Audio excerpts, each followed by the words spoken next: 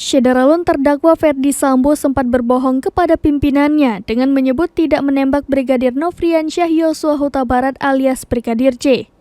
Hal ini terungkap dalam sidang perkara penghalangan penyidikan alias obstruction of justice di Pengadilan Negeri Jakarta Selatan pada Senin 17 Oktober 2022. Awalnya Ferdy Sambo bertemu dengan Hendra Kurniawan, Beni Ali, Agus Nur Patria Adipurnama, dan Harun di ruang pemeriksaan Biro Provos lantai 3 sekitar pukul 22 waktu Indonesia Barat.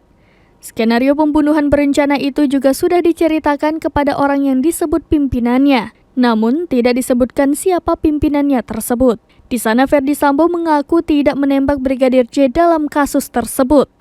Skenario itu dibuat karena masalah harga diri atas tindakan pelecehan yang dialami istrinya Putri Chandrawati. Dengan begitu, mantan Jenderal Bintang 2 itu kembali menegaskan kepada para pejabat Propam Polri yang merupakan bawahannya untuk diproses sesuai skenario palsunya tanpa menyinggung kejadian di Magelang. Atas perintah Ferdy Sambo, Baradae akhirnya menembak Brigadir J sebanyak 3 atau 4 tembakan hingga korban terkapar penuh darah.